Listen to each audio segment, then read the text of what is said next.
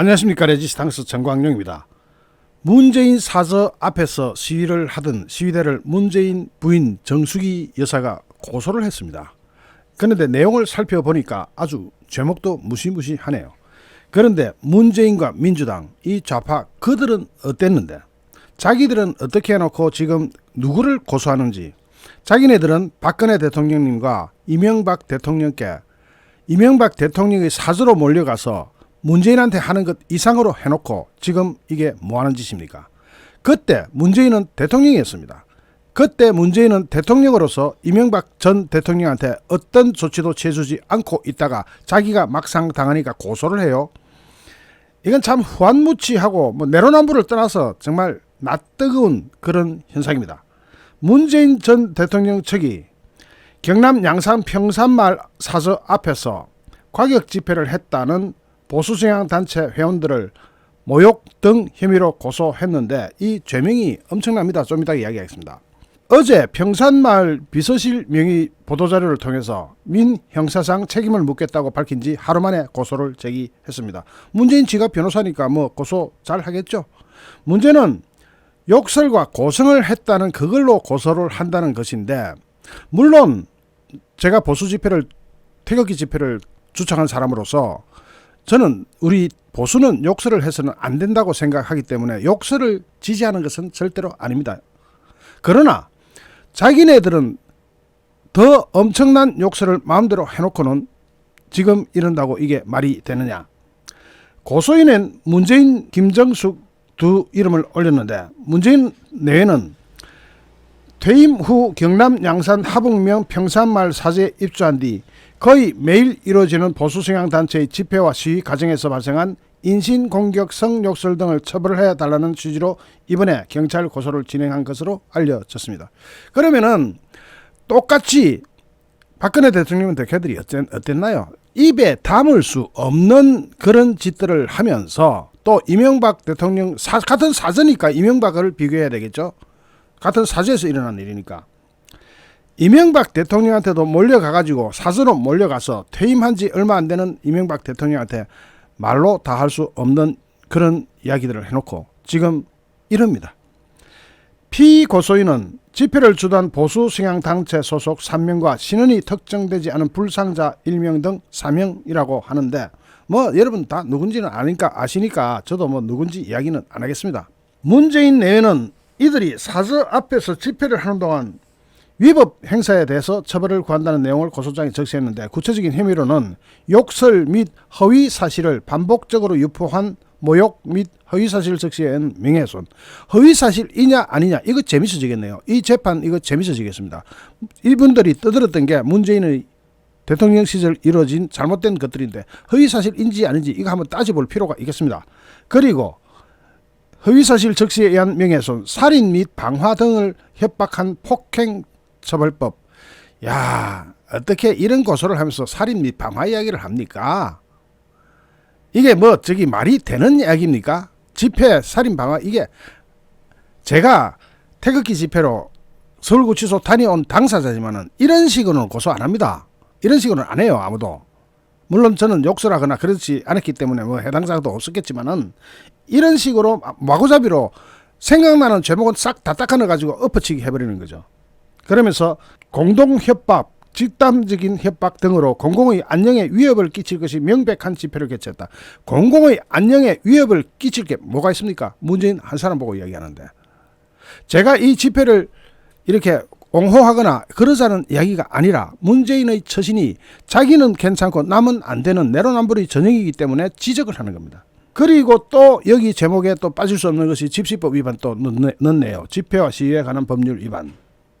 경찰은 일단 고소장을 접수하고 나서 동시에 고소 대리인을 상대로 조사를 진행했는데, 요즘 경찰은 보통 고소장 접수 당일 조사하는 적일 조사 제도를 시행 중이라고 합니다만은 언제부터 경찰이 이렇게 빨리 설쳤나요? 여러분 고소해 보셨죠?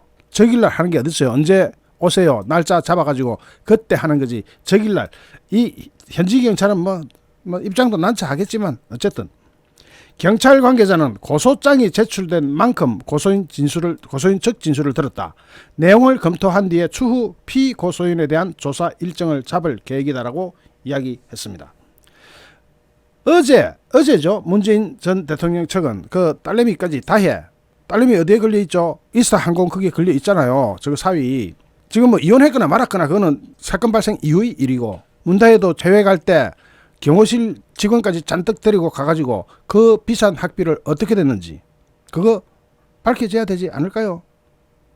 태국에 가서 그 비싼 외국인 학교 거기 보낸 돈은 어디서 나왔는지 이런 거 다 따져봐야 되는 거 아닙니까? 이스타 항공 하면은 이상직은 이미 구속돼 있고, 자, 문다혜 이야기는 여기까지. 그건 문다혜 이야기는 따로 기회가 많으니까. 문다혜 이야기는 제가 너무 많이 했죠. 일단 고소가 이루어졌습니다.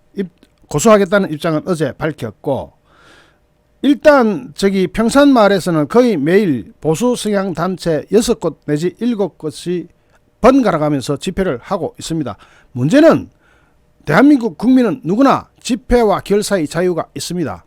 집회는 장소가 허락받은 장소, 경찰에 가서 집회 신고를 해가지고 허락을 받고 하니까 문제가 없어요. 욕했다고 집회한다고 잡아간다? 그런 것도 없어요. 집회에서 성질나면 욕도 할 수 있는 거지. 그러나 뭐 바람직한 건 아니죠. 절대로 그래서는 안 됩니다. 제가 보수 집회를 이끌던 사람으로서 그걸 찬성하는 건 아니지만, 문재인의 경우는 케이스가 좀 웃긴다는 겁니다. 지가 누구를 상대로 그걸 고소를 해요? 심지어는 문재인 측은 민주당이 그랬죠. 윤석열 대통령이 해결해야 된다는 주장까지 들고 나왔습니다. 지가 대통령 할 때는 어땠는지 한번 볼까요? 하지만 이런 민주당은 2017년 이명박 전 대통령 사저 앞에서 GXX 말하면 뭐하겠습니까? 어쨌든 등의 막말을 쏟아내던 시위가 4개월간이나 벌어졌습니다. 4개월. 이명박 집 앞에서 4개월 동안 절했어요. 지금 이 4개월 됐습니까? 그때는 오히려 민주당과 문재인 측 쪽에서는 이 시위에 참가하고 독려까지 했습니다.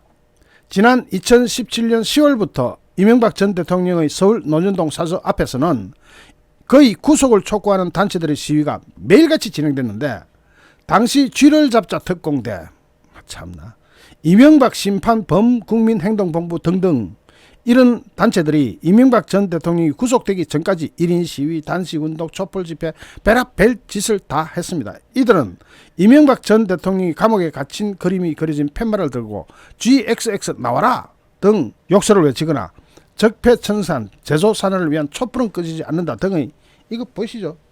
이게 매일 했던 매일. 당시 시위에는 더불어민주당 인사들의 참여도 있었습니다. 문재인 정부에서 중소벤처기업부 장관을 지낸 박영선 전 의원은 2017년 12월 말에 참석해가지고 이 시위 현장을 깜짝 방문했습니다. BBK 진실을 다스의 주인이 누군지 찾아내자면서 이명박 전 대통령이 구속을 촉구했는데, 2018년 1월에는 민병두 전 민주당 의원이 해당 시위 현장을 방문해서 지지 발언을 하기도 했습니다. 자, 거기는 정치 세력까지 몰려갔네. 그죠? 민주당 자체가 간 거예요.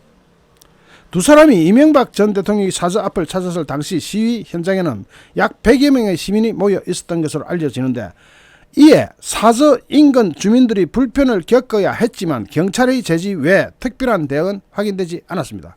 자, 그때는 고소장 제출 안 했죠. 이명박 대통령 그래도 고소장 제출은 안 했어요.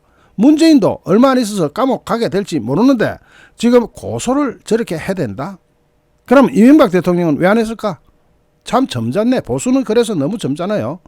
그랬던 민주당이 문재인 퇴임 후에 그 집 앞에서 시위가 벌어지자 심지어는 현직 대통령이 해결하라 하다가 마침내 문재인 부부가 직접 시위대를 고소하기에 이르렀습니다.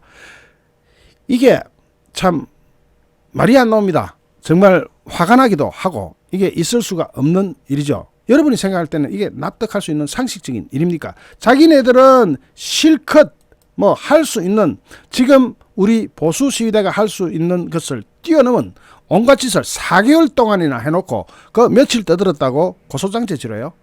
지금 박근혜 대통령님한테 어떻게 했는지 전부 다 하나씩 외워볼까요? 제가 박사모 회장이라서 박근혜 대통령님 언급은 되도록 안 하려고 하는데, 이 경우 쟤들이 했던 거는 다 괜찮다 이거고, 보수 집회 며칠 한 거 가지고는 당장 고소장 제출해가지고 법적 처벌을 하겠다. 그러다가 그냥 집시법 위반이나 걸지 웬 죄목을 그렇게 무시무시하게 걸어놨습니까? 어떻게 이런 집회에 살인 및 방화 등으로 협박한 폭처법상 공동협박, 집단적인 협박, 그 살인을 협박했다는 겁니다. 나 정말 이런 식으로 죄목도 뻥튀기를 한 건지 뭐 어쨌든 무시무시하게 달아놓고는 이런 고소를 후한무치하게 진행했는데, 야 정말 참기 힘드네요. 제 진짜로 다시 태극기 들고 뛰어나가고 싶네요. 문재인 집 앞에 가고 싶어요. 우리가 당했던 거, 우리 박근혜 대통령님과 이명박 대통령이 당했던 것에 10분의 1도 안 되고 100분의 1도 안 됩니다. 쟤들은 촛불 집회하면서 어떤 짓까지 했네요. 심지어는 화형식까지 했습니다.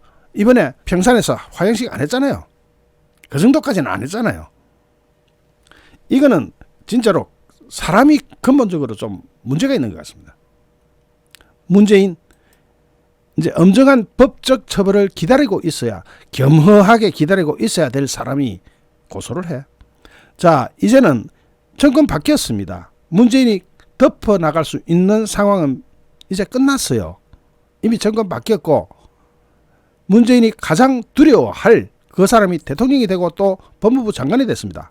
한동훈 법무부 장관, 속도 좀 내주세요. 확 빨리 해가지고 빨리 다 잡아넣어버리세요.